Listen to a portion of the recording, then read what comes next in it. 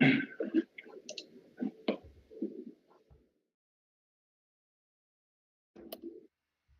we go. Okay, we should be live now. Let me pull up the agenda. There we go. All right. So we are live. It is the, I'm going to share my screen here.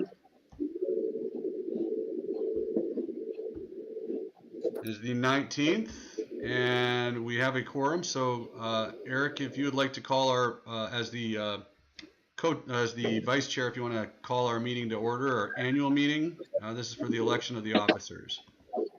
All right, let's officially get the ball rolling here. On January 19th, 2022, we'd like to call this Park and Rec Board, Park and Rec Commissioner meeting to order. First, what are we looking at here? First is the annual meeting. Call the annual meeting to order. Call the annual meeting to order. There we go. That was, so the first item was called to order. The second item is the election of the officers. Based on conversation last month's meeting to kind of prep everybody for this, the previous year's officers no longer work. We've got Jake Gervais, who is our newest board member, on board now, and Josh Coleman is no longer on the board. Last year, we had Jennifer Cox as chair, Eric Jokinen as vice chair, secretary was Krista Lorcher, treasurer was Matt Sims, and Josh Coleman was at large. At our last meeting, the discussion of how best to continue with the officers with the inclusion of Jake was basically to keep everybody the same and put Jake into the at-large position since he was the newest member to the board. However, this is a discussion item and the board can do what the board chooses. It's the board's annual meeting. So what it would take would be a nomination for each position and then a vote on each position. So Eric, you could ask for nominees for chair. Do I have any nominees for the chair position? I'll nominate Jennifer. I'll second that nomination. Right, there's been a nomination and a second for Jennifer Cox as chair. All those in favor say aye. Little point of order. Before you do that, let's ask if there are any other nominations for chair, just to be on the safe side. Yeah, that's my bad. I actually thought we already talked about that at the last meeting. Yeah. Yes, but we have to actually take action on it in the annual meeting. Okay, so if I don't hear any other nominations, I'll go back to my previous statement of we have a nomination and a second for Jennifer Cox as chair. All those in favor say aye. Krista, aye. Jake, aye. Matt, aye. Excellent. So overwhelmingly, we have Jennifer Cox as our chair for the 2022 year. Vice chair, do we have any nominations? I nominate Eric Jokinen. I'll second that. Okay, so I've been nominated and seconded. Are there any other interested parties in being the vice chair? All right. That being said and seconded, all those in favor of Eric Jokinen having the position of vice chair for the 2022 year signify by saying aye. Krista, aye. Jake, aye.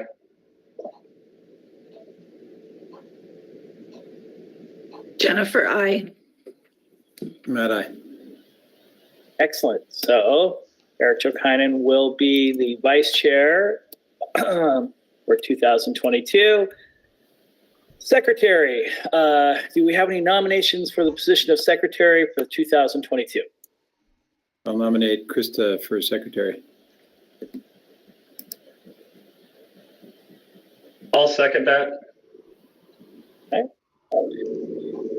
Nomination and a second. Are there any other interested people that would like to run for the role of secretary?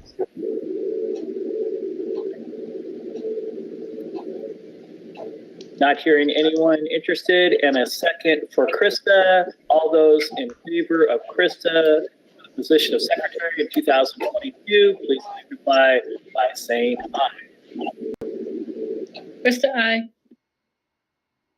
Jake, aye. Jennifer, I. Matt, aye. Eric, aye. Right?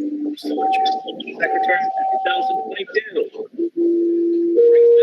Treasurer.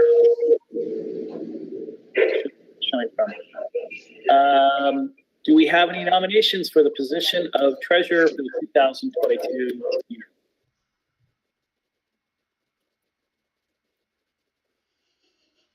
I will nominate Matt Sims for treasurer.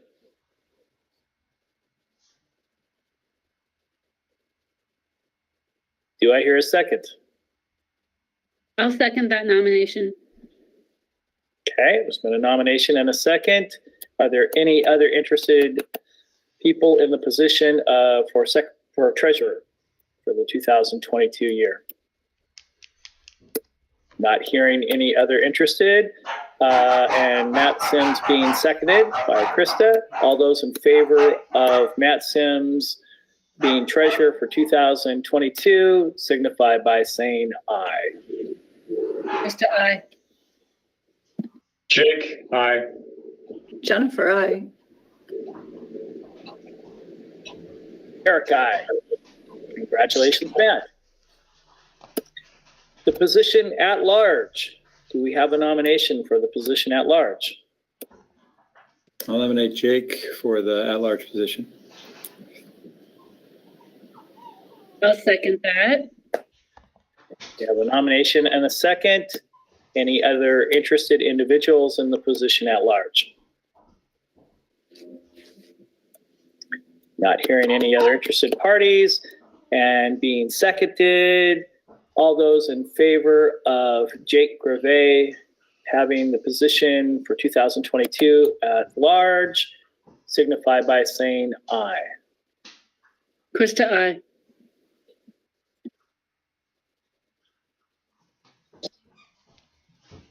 Jake, aye. Jennifer, I. Matt, aye. Eric, aye. Congratulations, Jake. You now have the position at large.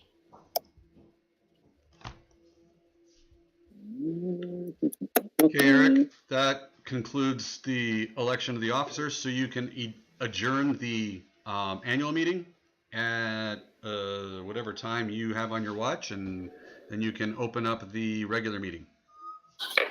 We'll adjourn this annual meeting at 6:08 on January 19th, 2022, and call the regular meeting to order at 6:08, 2022. Are we moving right into public comment here? Yes. Anybody, do we have interested people in public comment? I believe we have John Bush waiting in the wings. Hello, John. Hi there, Vice Chair. Thank you. I want to thank the board for your resolution at last month's meeting on Trust Lands Trails, which honors with greater fidelity the principles of the transfer documents of the property, excuse me, from DNR and the Land Trust to South Whidbey Parks and Rec Stewardship. Thank you. And I wish you success in this new year on all of your initiatives and programs. That concludes my remarks. Thank you, John. Appreciate it. Are there any other public comments to be made? Okay. With no other public comments at this time, we're moving to approval of last month's minutes. We've all read the minutes from last month. Do I have a motion to approve the minutes from 12/15/21? I'll make a motion to approve the minutes from the last meeting. I'll second. Okay, motion has been recommended and seconded. All those in favor of approving the minutes from last month's meeting, signify by saying aye. Aye. Jake, aye. Jennifer, aye. Matt, aye. Eric, aye. Excellent. With that, we're moving into the treasurer's report. Matt. Okay, thanks, Eric. If Doug, you can pull it up. Okay, everybody can see that. This is the year-end report for 2021. So for the first time, you can see all months filled in. And remember, and for Jake's edification, favorable is up in all cases. So you can see the budget on the revenue side, the budget in yellow and the actual in light blue, and then the expense side, the budget in dark blue and the actual in pink. Then the net budget line is the lower line in this case, and the light blue line is the actual. So you can see we ended up positive, favorable. Revenue was close, and expenses were actual was significantly positive to budget, and the net for the year cumulative was 139,000 favorable. Go to the next slide, you'll see the detail on revenue. The revenue, go ahead, Doug. Oops. Next slide. Did you get it? There we go. So you can see the revenue picture. We were okay for the first 2/3 of the year, thereabouts. And then program revenue is what took us cumulatively negative. Again, these are cumulative bars month to month. And you can see we ended the year roughly 23,000 unfavorable in revenue. If you go to the next slide, you'll see that expense control was done effectively on the part of the staff. So hats off to you, Doug, and the rest of the staff for controlling expenses. You can see pretty much across the board to account for the revenue shortfall or the projected revenue shortfall as the year went along.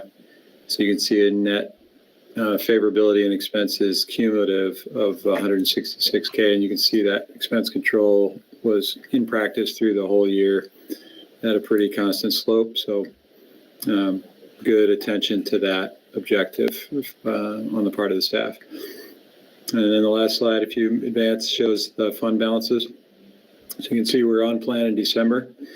And as you know from the 5-year budget review, we adjust our reserve fund balance every year at the beginning of every year to account for the projected first quarter's expenses for the following year. So we were resetting the reserve fund level in January to account for the year-end 2022 objective number. And the net requirement you can see in that box is for us to transfer from the ending cash value, part of that net favorability at the end of the year feeds into this. So it requires a plus up of 73,000 roughly, plus or minus $1,000. And so you can see that reserve fund will be reset this month, and then we'll carry that at that higher level, just under 340K for the balance of 2022. So we're setting ourselves up. We are able to achieve this for 2023, so that's good. If you remember from the 5-year budget cycle, we get into difficulty in out years, and that's the cause of the levy, the levy value that's on the February ballot, or that will be on the February ballot. But for 2022 and 2023, we're in good shape with this reserve fund reset. That's it. We'll go on to the vouchers unless there's any specific questions about the slides or about that fund balance reset. Okay. If no questions there, you can pull up the vouchers, Doug.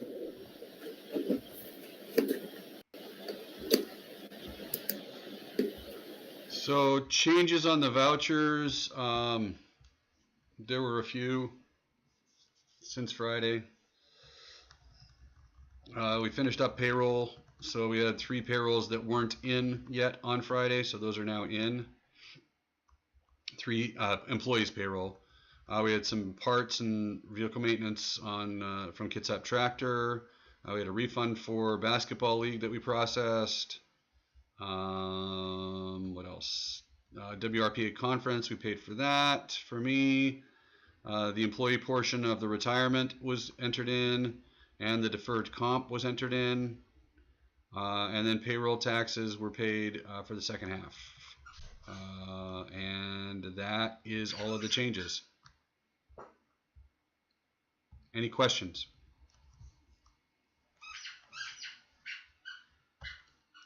If there are no questions on the vouchers, I will make a motion to approve the voucher listing for the M&O fund for $75,141.19. I'll second that. Okay, there's been a motion and a second to approve the total amount of $75,141.19, the M&O fund. All those voting approving the motion, please signify by saying aye.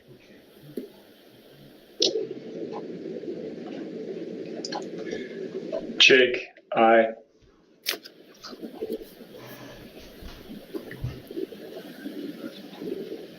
Jennifer, aye. Matt, aye. Krista, Excellent. So the motion has passed to approve the M&O fund balance of $75,141.19. Moving on to the staff report. Let me just make one comment, Eric, before we leave the treasurer's report, just to note that last meeting we talked about the audit. The audit was concluded. We've got the audit exit conference coming up next week, I think it is. No findings. They found there's some items that they discovered that we're going to get feedback on at a lower level. So we'll wait till the exit conference to get that report, concluded and clean, and then I'll report on it with Carrie at the February meeting. So any quick questions on that before we move on? I just wanted to make sure people knew that it was done.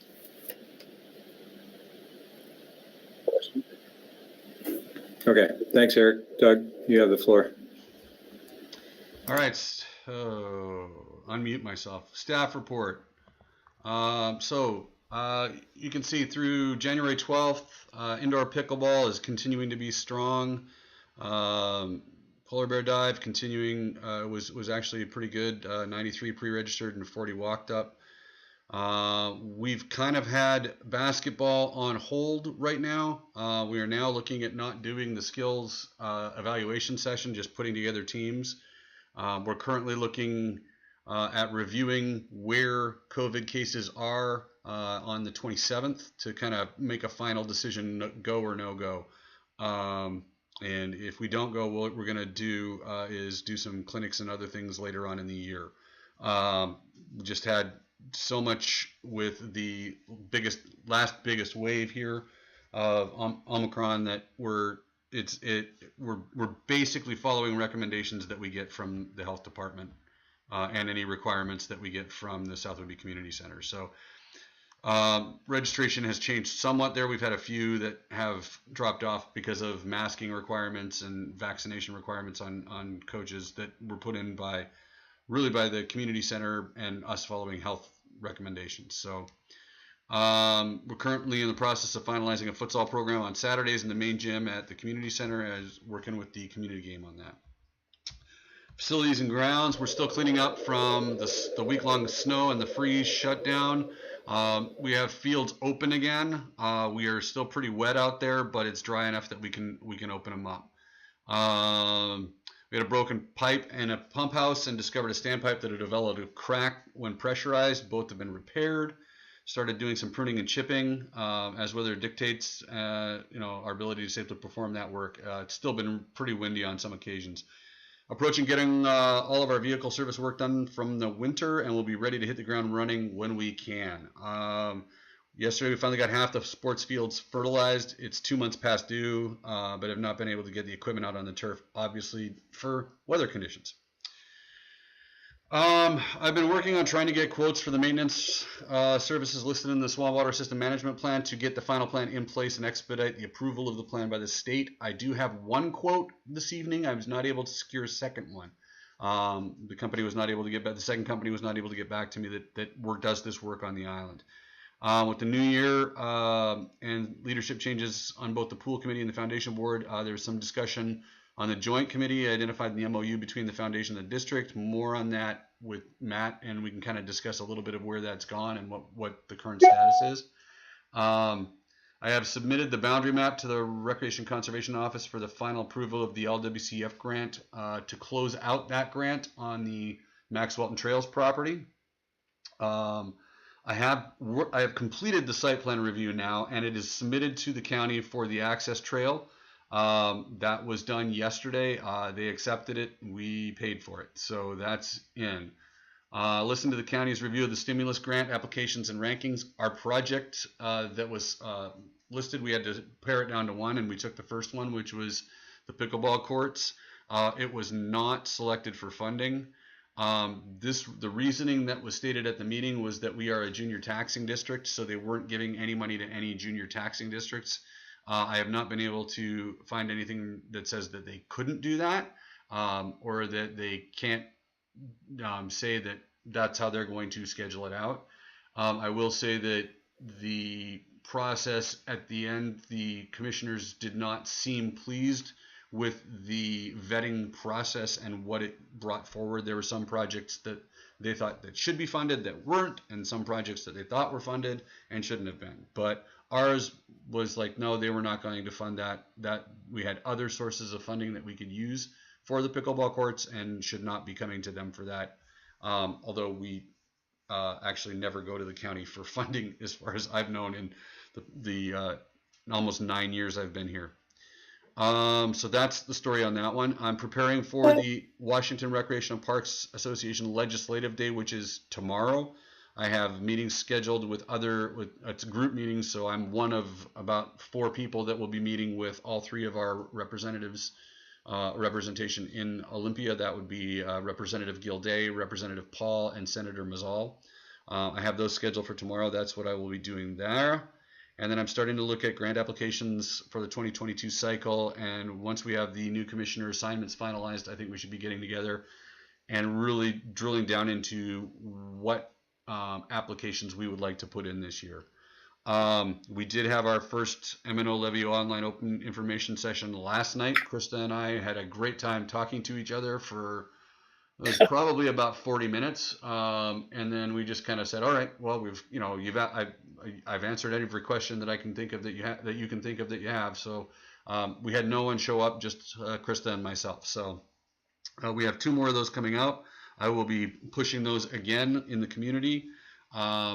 It's about what we had, I think, at the first session 4 years ago when we held it at Clinton Community Hall. There was literally Mark Helpenstill and myself there, and nobody showed up. So it doesn't bode ill. I don't think it really means anything other than people are either have their answers to their questions that they need. So we have 2 more of those. One on the 27th with Jennifer and myself, and one on the 2nd, again, with Krista and myself. We can take 1 more commissioner at each one of those. So if someone is available, they can contact me, and we can, if we still have, we can, or the board can decide, hey, we're going to add 1 person to those, and that's going to be this person. And then our next board meeting is on the 16th. And I'm happy to answer any questions as I can. On the county's reaction, Doug, to the funding, I looked down that list of what they funded and what they didn't fund, the type of proposal because I don't think, let me put it this way. I think if we were, I don't think they would have funded us constructing pickleball courts. They didn't see they didn't see it the way we saw it. Let's put it that way.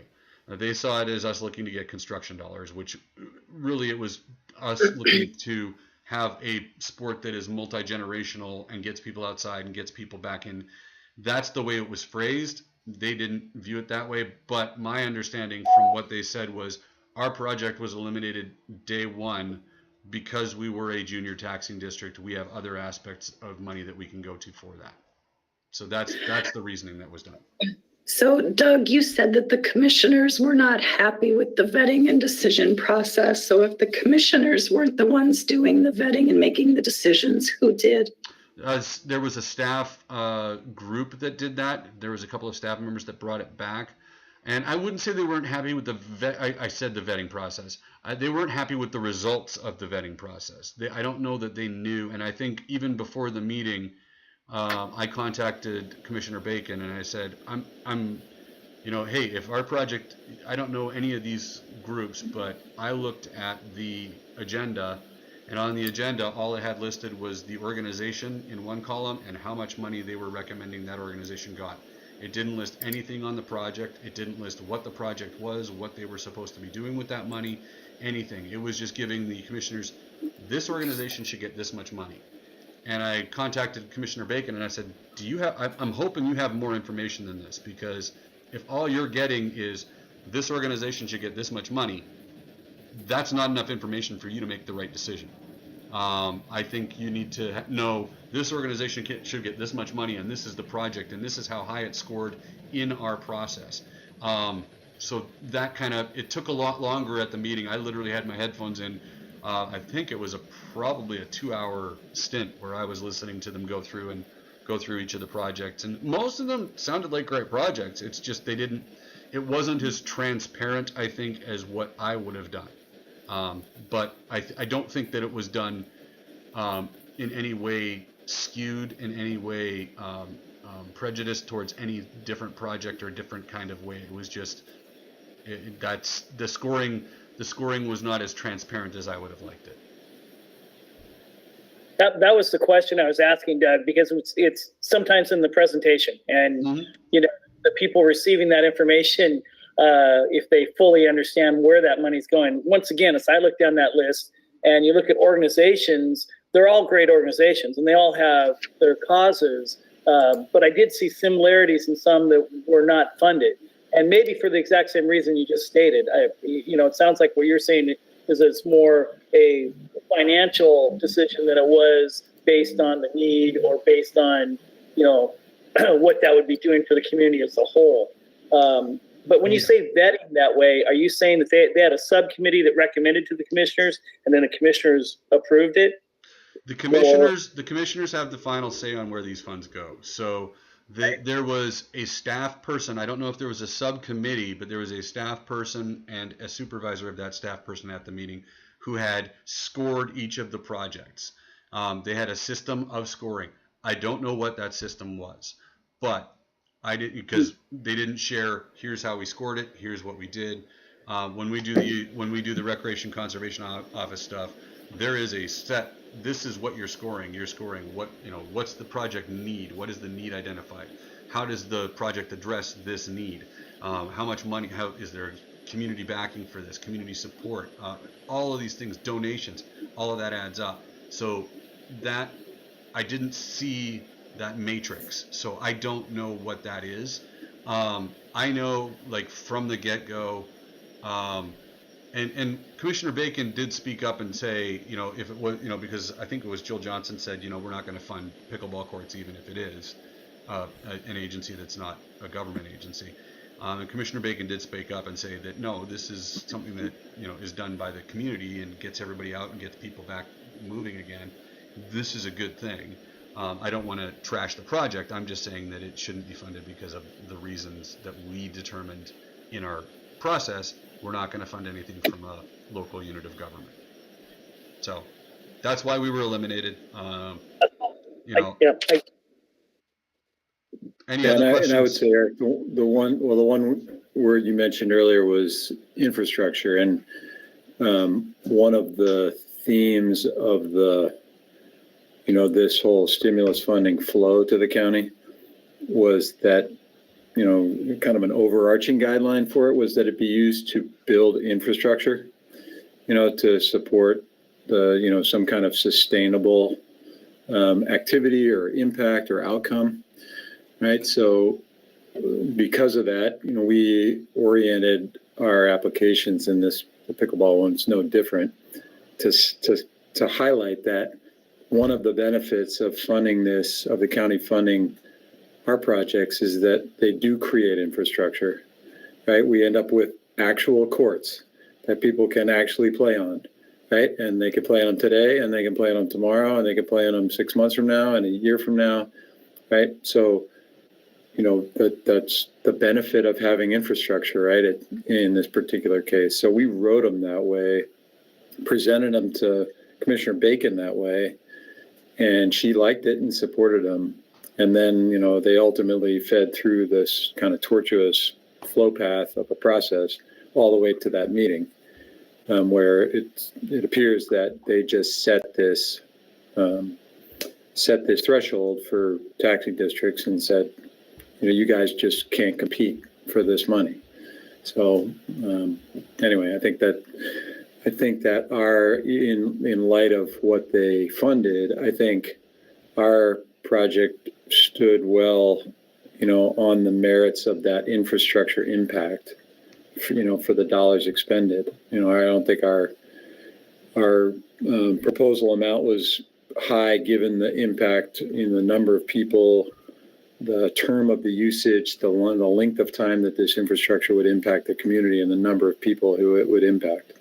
So I think it stands. I would be confident in going in and defending it again. Like I said, we defended it with Commissioner Bacon with the good results, but that was before this staff process happened. Any other questions on the staff report before Eric takes us down the road? Okay, thank you. We're ready to open up to new business. Okay, comprehensive plan. So as I said earlier, I have reached out to Woodby Water Services as well as King Water on the island. They're the only two that we could find that actually provide the services. I did get a quote today from King Water. It's basically the same as what they did before. $150 a month, $35 per test that they do.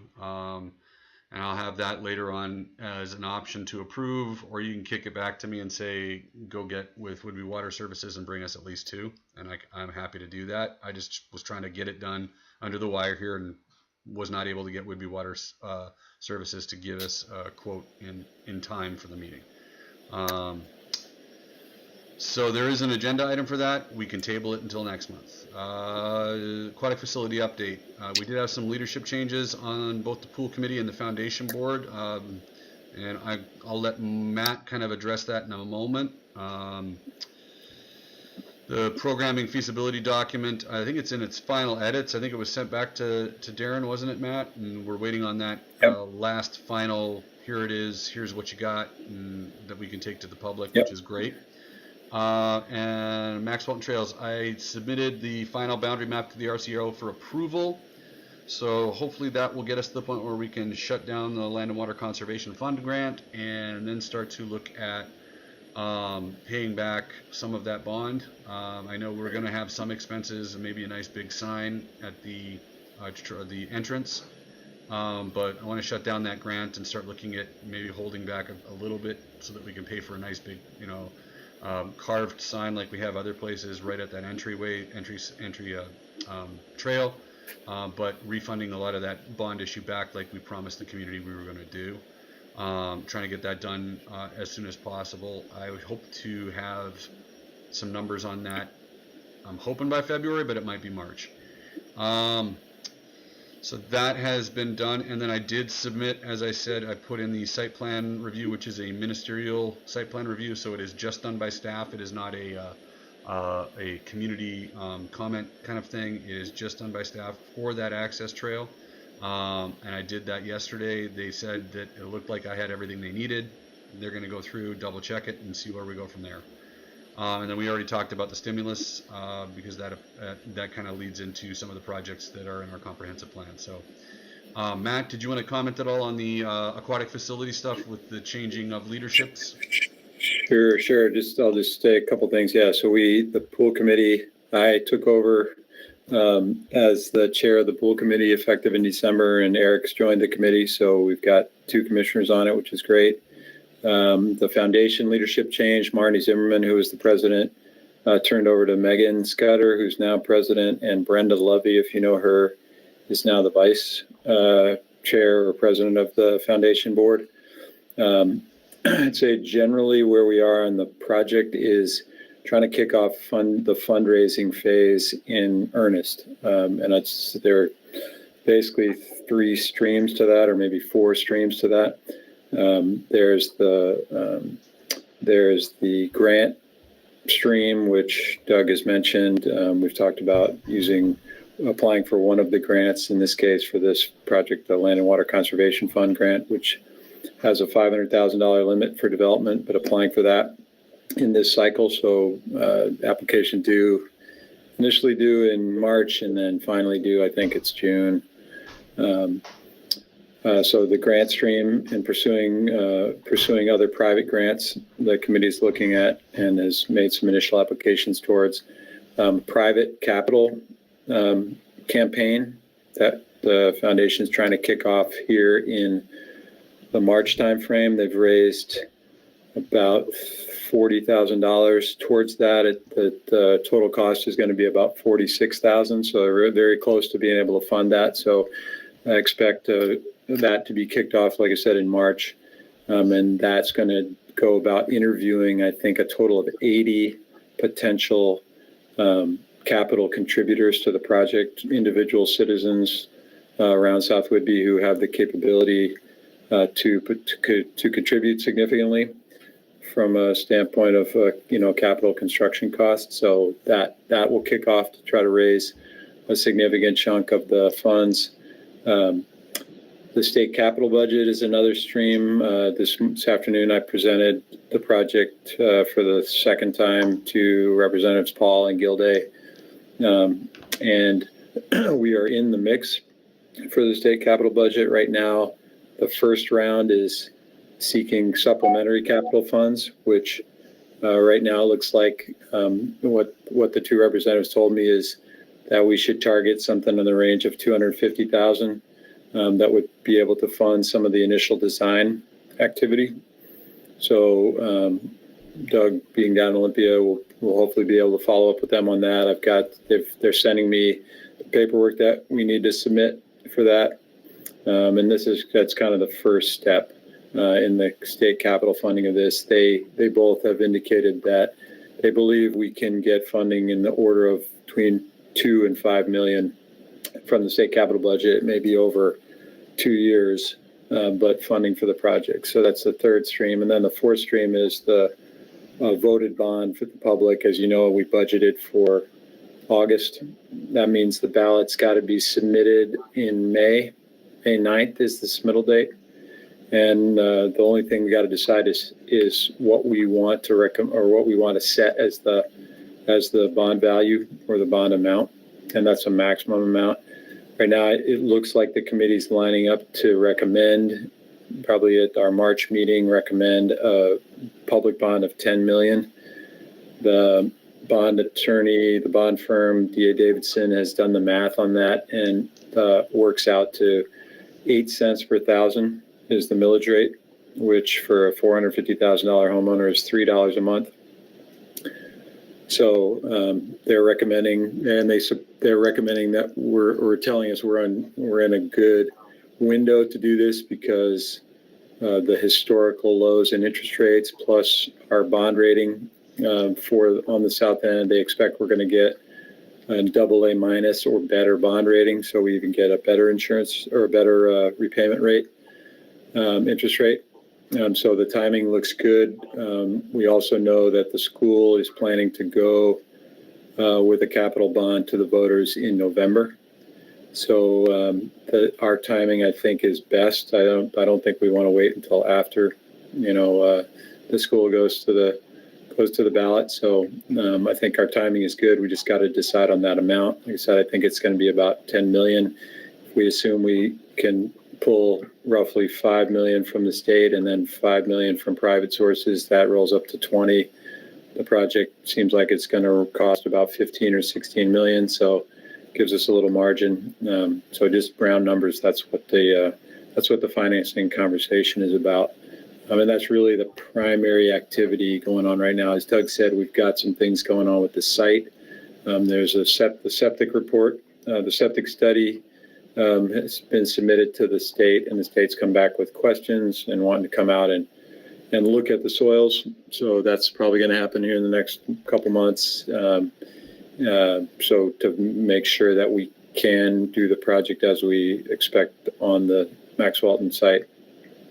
So more to come there, but yeah, good progress, good energy from the committee, and we got some new folks joining the committee.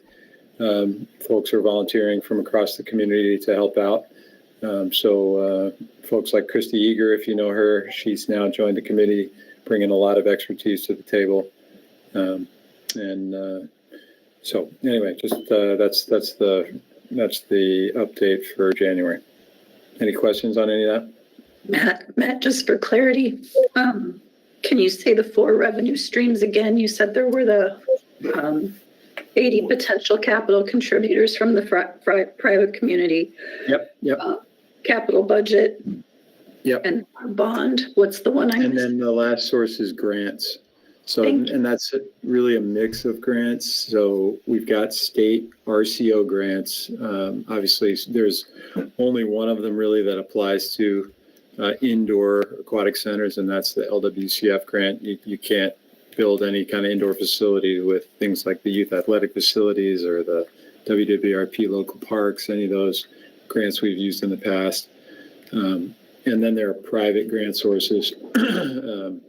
And the foundation is kind of on point for that. We've made some applications to a number of foundations across the region and the country. There's a Seattle Foundation. There's a couple foundations in the South Sound that support things like this. There's other ones across the country. So private and public grants are grouped into that category.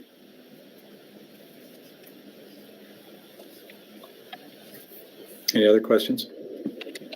Yeah, quick one. Just in the agenda, it said that there was like something about the committee and the MOU with us. Sure.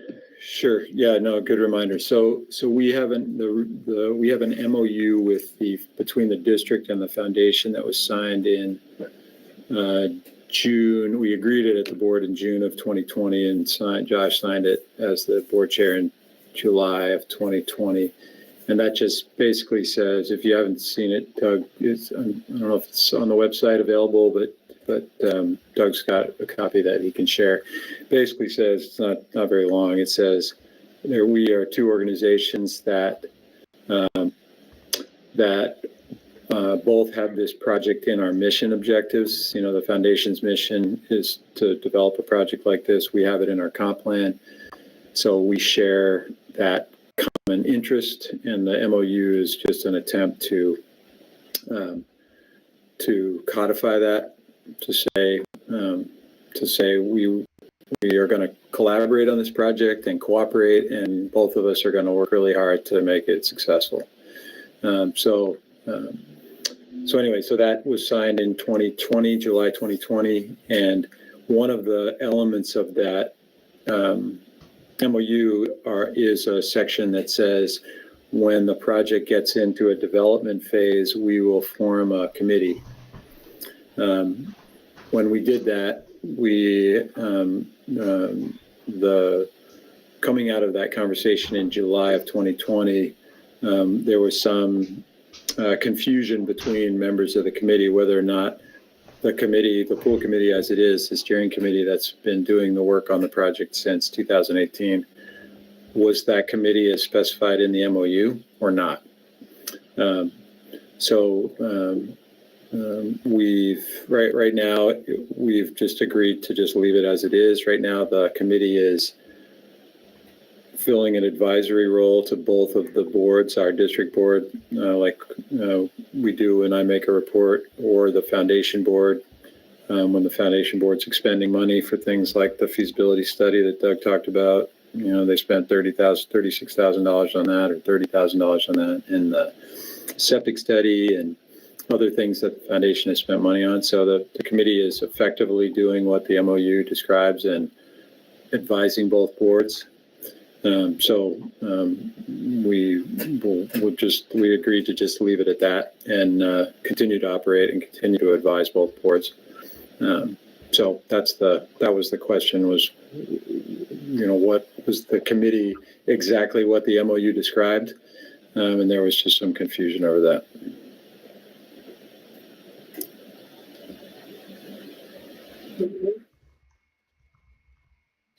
Any other questions?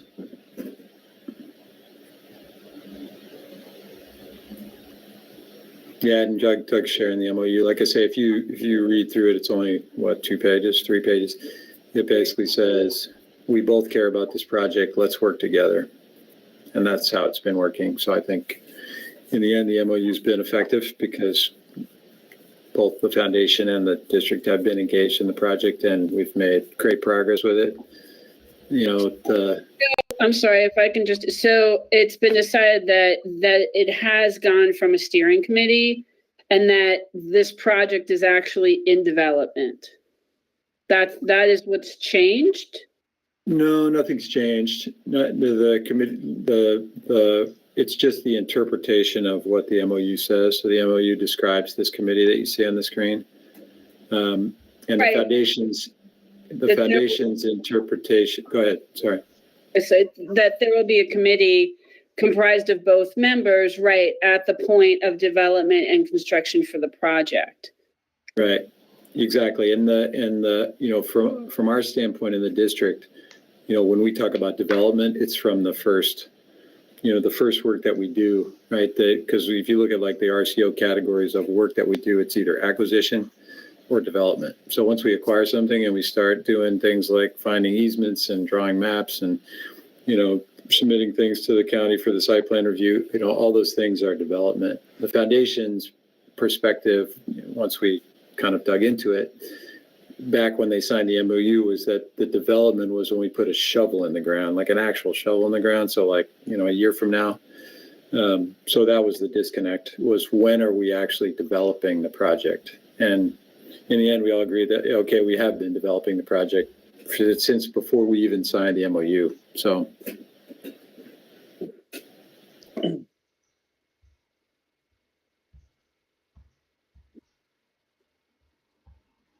Any other questions on that?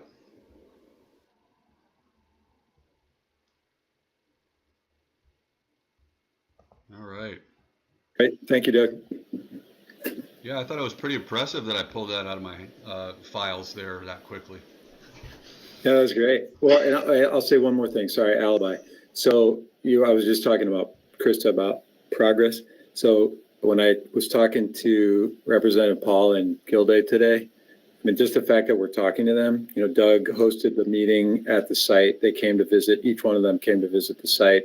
They heard about the project. They expressed support for the project. Their aides set up a meeting for me to brief them today. So their staff know about the project. And the first thing that Representative Paul said on the call today was, hey, want to let you and the district know that, you know, Representative Gilday and myself have been out working, informing other legislators about the project, and just want to make sure you're aware. You know, it's one of our priorities, and we're making sure that our fellow representatives from across the state are aware of it as it goes into these conversations about capital budgets and that sort of thing. So the fact that was the first thing he said, and I've only met him twice in my life. That tells me that the committee has been making progress on the development. If they know about it in his office in Olympia, and he's telling me he was just down the hall talking to his fellow representative from Chehalis about it, that's great progress. So hopefully we can capitalize on that.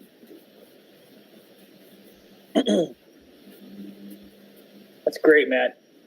Absolutely great. Okay, so moving on. 2023 maintenance and operations levy. Just a quick update. We finalized the information sheet and sent that out to everybody. We've got it posted. We had it reviewed by our bond attorneys. Final version was in your board packet. We have the 3 online open house informational sessions. We did one.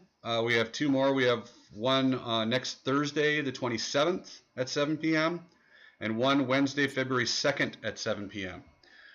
We have Jennifer and Krista as the board members that were kind of leading the charge on this. One is taking one and one is taking the other. We can have up to one more board member at each of these meetings. So if there is interest and somebody wants to volunteer for each of those, I can send the links out to everybody, and hopefully it won't just be Krista and Jennifer and me sitting at our computer screens staring at one another going, so what are you doing on the weekend? And, so. Hi, Krista, I will volunteer to join you for real this time. All right, so we've got Matt for the 2nd. Anybody interested in the 27th? Sure. I was going to go the 2nd, but Matt jumped ahead of me here. So I think I can do the 27th, but I need to make sure. But put me tentatively for the 27th. Okay. I will add those 2 in.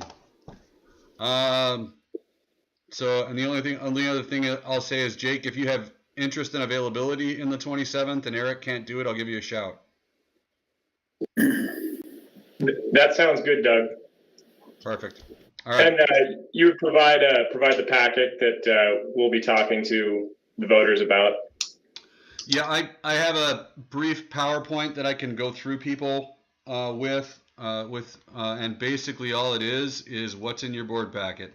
We got to remember with all of this, we are not able to advocate for or against this measure. We are merely allowed to tell people what it is, and that's all we can do. Now, in your own personal life, you can tell your friends to vote for whatever. I can tell my friends to vote for whatever.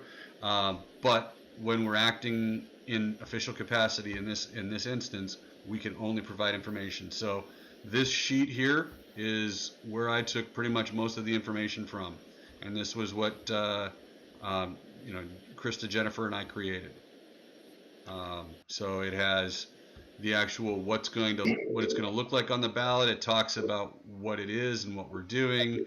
It talks about what it will go towards and the impact on a homeowner, and then it talks about what our district does.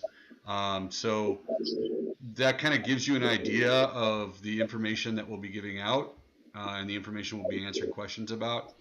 Krista asked me last night, what's the biggest question we get? And usually it's, I don't go to, what's the increase for? So really being able to talk to that is important, and saying that, that's up in this paragraph up here where we talk about, it will also help fund repairs for deferred maintenance items, roof replacements, revitalization of bathrooms, parking areas, asphalt, and maintenance of other existing infrastructure.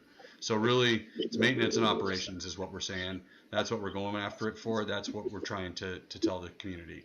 That's what this is. That's the message.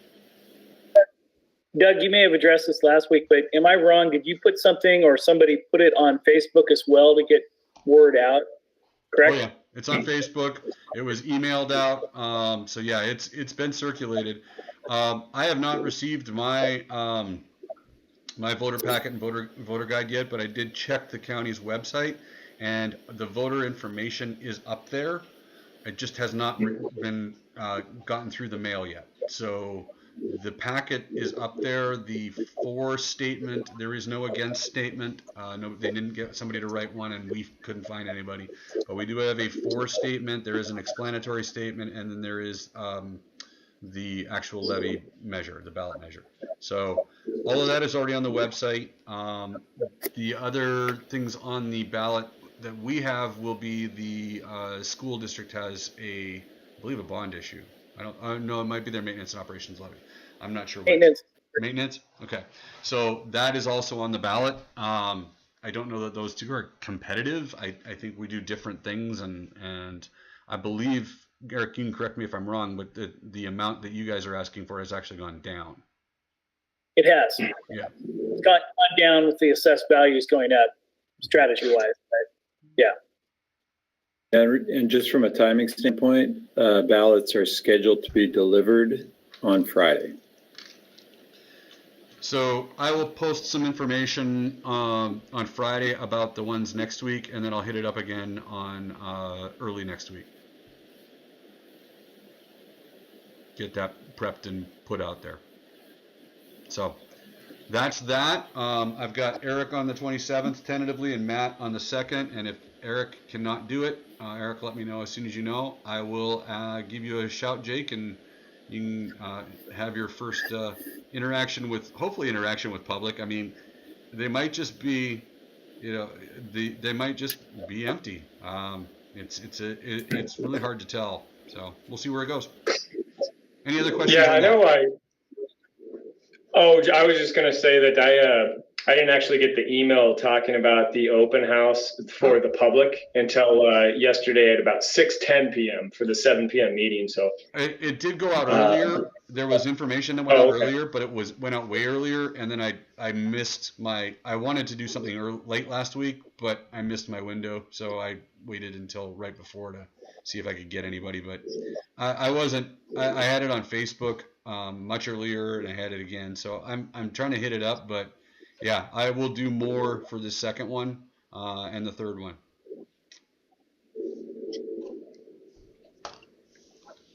And that's all I have for old business or unfinished business.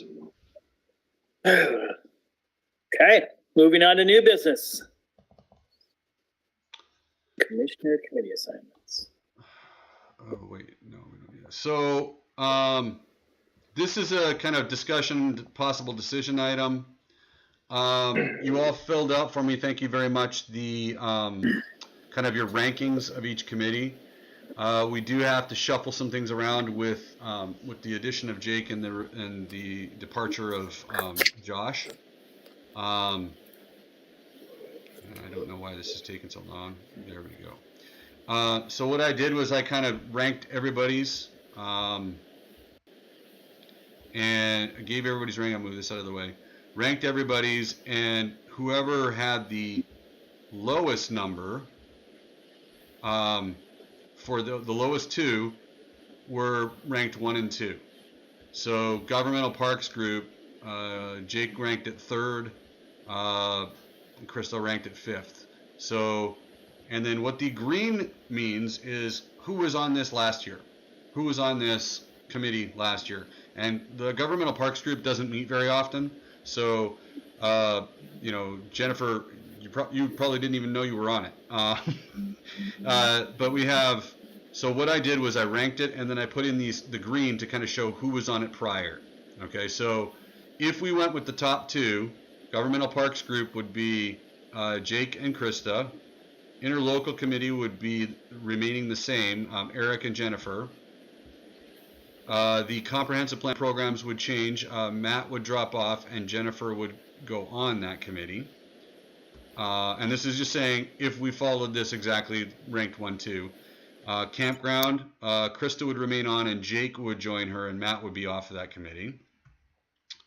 On Maintenance and Capital Projects, it would be Jake and Jennifer.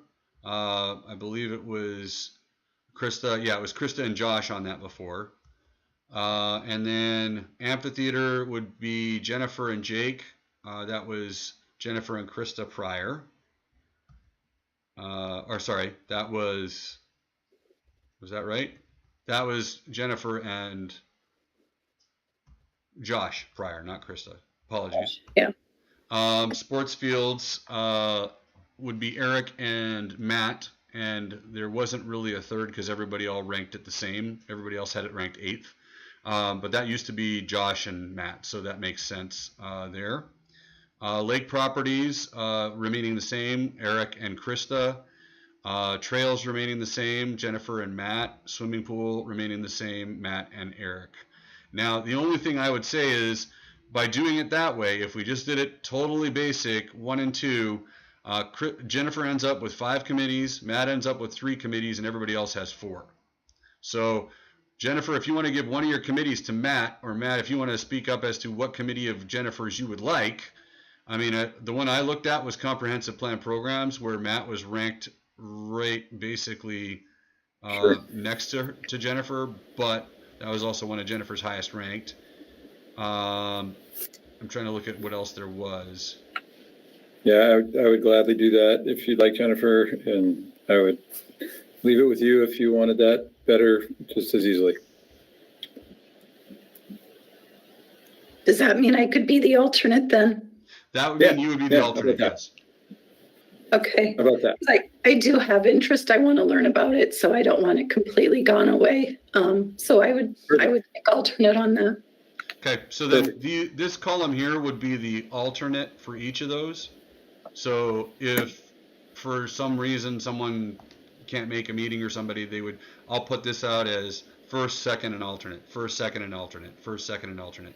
Okay, so that everybody knows, and you can kind of go from there. So what I'm doing, what I'm going to say is, what would then happen would be basically in this table here, Matt would move into Jennifer's spot, Jennifer would move into Matt's spot, everything else would stay the same. Doug, I give up on your spreadsheet, but just tell us. In the end, just tell me. So we're reducing the green is what I'm understanding. So, I can put out a whole thing, but if you guys want to just approve that change and just say we approve the committees as presented with the one change, I'm good with that, and I can go ahead and put that out and get that out to everybody tomorrow. Okay, I make a motion to approve the committees as presented, but with that one change. I second the motion. All right, there's been a motion to approve the committees as shown here in the diagram. All those in favor of the current committee shown signify by saying aye. Mr. I. Jake, aye.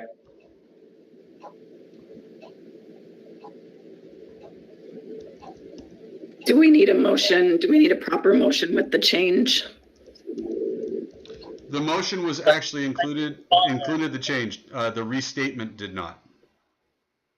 So, All right, Jennifer, aye. Matt, aye. Eric, aye. And may I just request for like a final cleaned up version for our files? Thank you. you will get a list that shows who is on each committee. This is more for my calc. This is how my brain works. So you're seeing into my brain. I will put it out there with, very simply, this committee, Commissioner 1, Commissioner 2, alternate, Commissioner 1, Commissioner 2, alternate. You will see exactly which ones you're on. Okay. A couple more things and we're done. Horse carriage discussion. So, Matt received an email from this nice lady regarding horse carriage and asking for the approval to use our trails with it, which is nice that she asked permission rather than just going and doing it. The concern, the ask from Matt was to have staff make a recommendation as to how to proceed. Staff has concerns about this. Do you have the picture? Do you have the picture, Doug, that she sent? I just had the email you sent me, so no, I don't. It is a carriage that's I think it was approximately 6 feet wide, and that takes up most of the width of our trail. And I think staff's big concern is, traffic, on those trails goes both ways. And, if we've got a carriage taking up most of that trail with a horse in front of it, that can cause some traffic issues with bicyclists, with walkers. And, when my big thing is if we approve something for one person, we have to approve it for anybody else that wants to do something like that. I think we allow, right now, bicycles, horses, walkers, joggers, no motorized traffic, but electric bikes are allowed. And to allow something that takes up that width of the trail, to me, is very problematic. Because if we then start doing that, what if we got two horse carriages or two things that are that wide and they come nose to nose? How do they, can the horse carriage back up? I don't think so. It can, but not that far.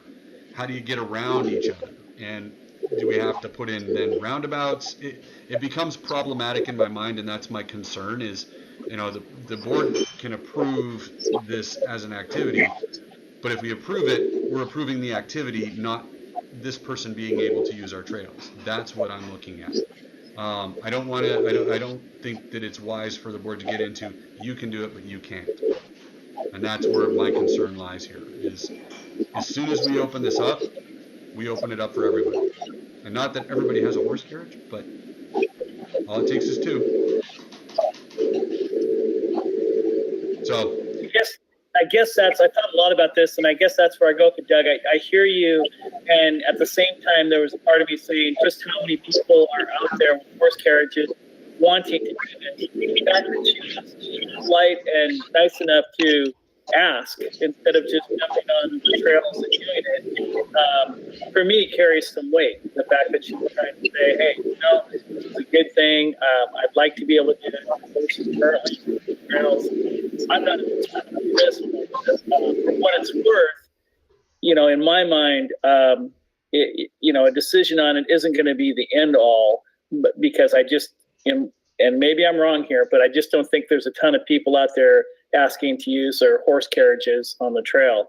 I understand completely what you say about opening the door. Now, you know, you now open the floodgates to wider vehicles and whatnot. I just don't know if that actually play out, but, and I haven't made a decision. I just want to put that out there. no, and it may not. I'm talking about concept, and I'm talking about being able to say to people, yes, we do allow, or no, we don't allow. And that's what I'm asking the board to do, is if you're going to make this decision, understand that we're making this decision that in the instance that somebody else shows up with their horse carriage, they're allowed to use it.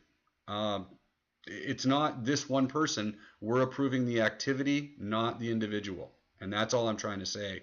And I don't foresee a huge amount of all of a sudden horse carriages going through the woods. But you know, it's like, you know, it's not as common an activity as what, you know, an ultimate frisbee would be or something like that. To kind of do, or like a disc golf, it's not the same level of activity, but there could be someone else out there, and I'm just saying be prepared. And I'll just say the person who made the inquiry to me is a neighbor of the park, so I think it's very likely that there would be some kind of frequent usage. Maybe it's not every day, but it would be seen in the park quite frequently, I think, just because of the proximity and because of the person's interest in this activity. I'd say that from the descriptions that I got from her, that very conscientious person, very careful, very experienced, you know, would be able to handle those situations, I think, very likely that they might run into in the park. But that's just one person, and I think, you know, in general, the size is problematic on the trails. Like, you know, if you're on the you know, the paved road around the park is one thing, but because relative to the width of the lane, but relative to the width of the trail, it's very close. So, yeah, like I said, this particular individual has done all the right things and has the right, like I said, experience and expertise. But I think just based on, even though our trails are wider in Community Park, it's still problematic based on the physical size. Okay, so if we're considering an activity versus a particular person, is there any way that we can put conditions on this activity that might enable us to approve it? So, for example, if one of the concerns is how it impacts the other users, the runners, the bicyclists, etc., is there a certain time of day or certain days of the certain times at certain days of the week, that perhaps there's less of that traffic, that we can open it up to this neighbor, this person who has access. Or also, maybe there needs to be a prescribed route, like don't grant access to all of the trails in community park for carriages, but a certain loop that needs to be done in a certain direction, like must be done clockwise or counterclockwise, so that in the event of having carriages, they're all going in the same direction. Just throwing some ideas out there. Yeah. Yeah, I mean, I like the route idea. If there was a path, I mean, a way to get through the park in a way that didn't get sideways with other park users, found a balance there, I think. And I'll just say the person making the inquiry has offered to come out to the park and show us, demonstrate, let us see the size of the carriage and kind of how it works. And we, so if that's of interest to anybody, she has made that offer to us. And Doug is showing the pictures now, so you can see the physical size. I would be concerned about not just the width, but the length. So when the driver takes a corner, you have an entire trailer and a horse, or a carriage and a horse. And then if there is joggers, bikers, another horse, then the other user having to go off the course, off the trail, into ferns, saplings, whatever it may be. But potentially the water tower, I mean, if someone was just using a connector from one parking lot from one side, Maxwell into Langley Road, and going by the water tower trail. But I would be concerned about the overall length and width combined, and other people having to go off trail to accommodate this.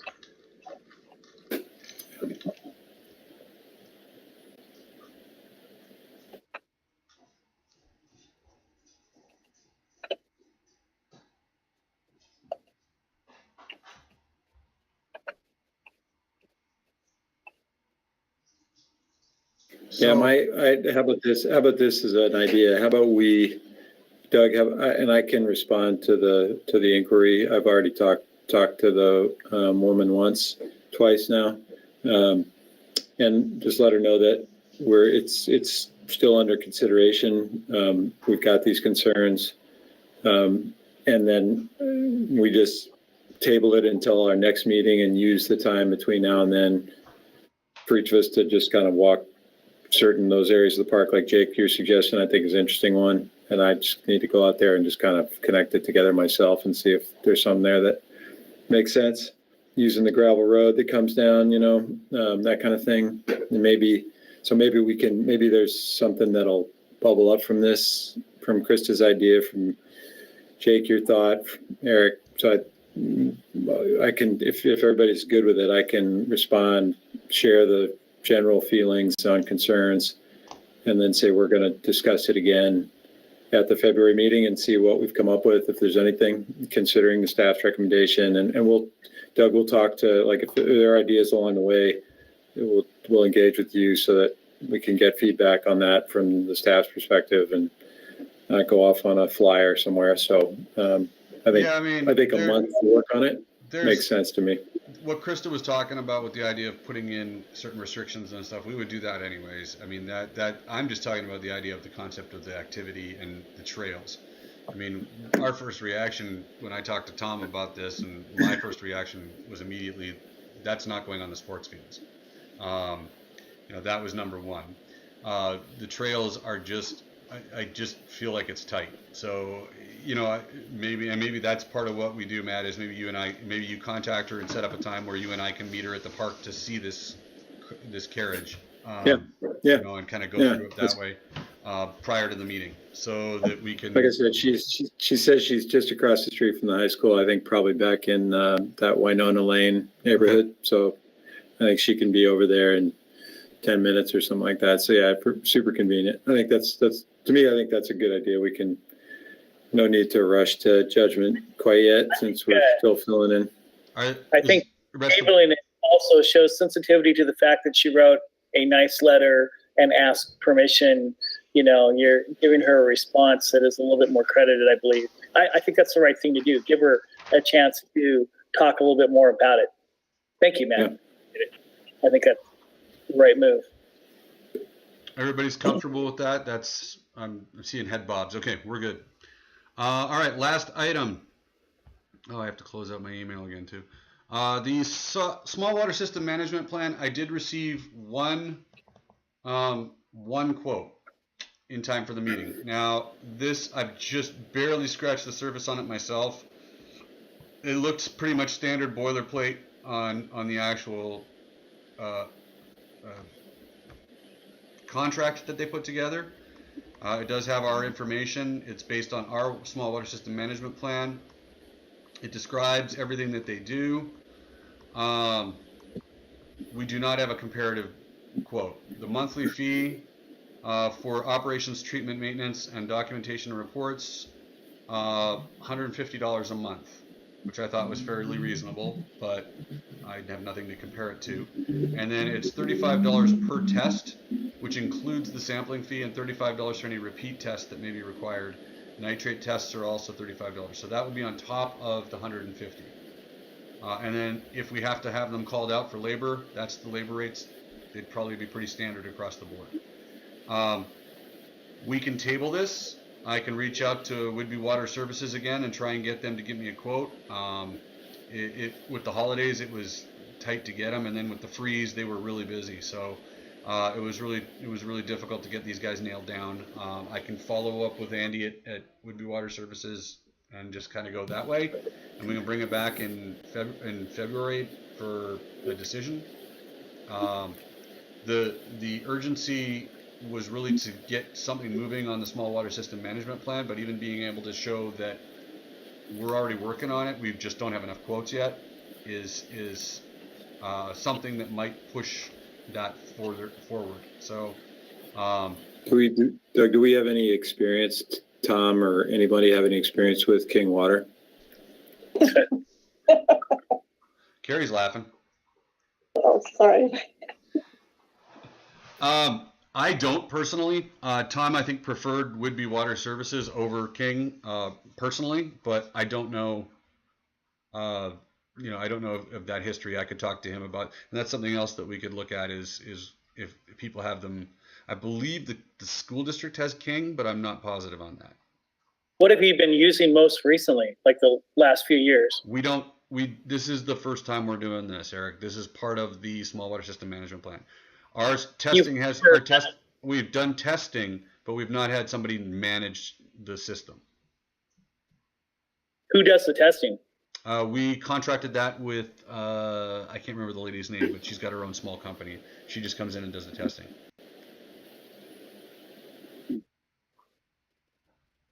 Yeah, so if you remember, Eric, the small water system management plan, just that holistic look at the water system, from groundwater source to the tap across the park, and as part of that review, it said, hey, you guys should be more active managers of your water system by adding these different types of monitoring against cross connection, contamination, monitoring, doing additional testing, or having a more robust testing program. And then they laid out that plan laid out the cost of those things. Oh, and we need to make hardware upgrades, do plan for service and replacement of pumps and plumbing and other things. So now we have the plan, that's the structure. And this is one of the recommendations of the plan, is for us to implement this management, testing and management system. So I think it's great that we didn't have a plan in the past. That's the thing that was missing. We were doing it on our own, but without the benefit of this of this overarching document structure. So now we have it. It's caused us to go through all that, kind of soup to nuts review of the system, and now implementing the plan, registering it with the state, now taking action to implement some of the recommendations in the plan, kind of step by step. I think we're on the right track. I think getting the additional quote is the right thing to do. I think we'll have you guys come back with a recommendation, staff, on in February, and we'll give the go ahead so you can start to implement that management system. And I think we're going to be better every time we take a step. We're going to be better off than we were before, and the users of the park are going to be happier. There's going to be better water quality than there was 6 months ago or a year ago. So one clarification on that, Matt kind of wrapped it up really well. The one thing I will clarify is having a certified water systems management person in charge of this is not a recommendation. It is a requirement of the plan. This is something we are required to have. Tom and I cannot do this. We're not certified to do so.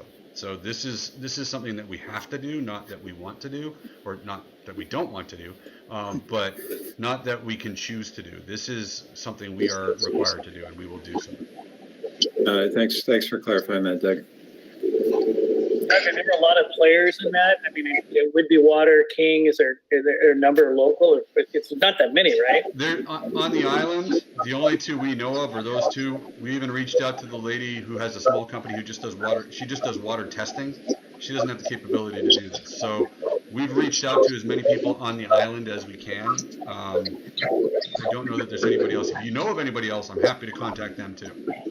So. Potentially Cascadia Water in Freeland. Cascadia. I believe they do testing. I'm not 100% on that, but I know they have multiple water services that they run. Okay, I'll reach out to them. Thank you. Absolutely. That's all I have, folks.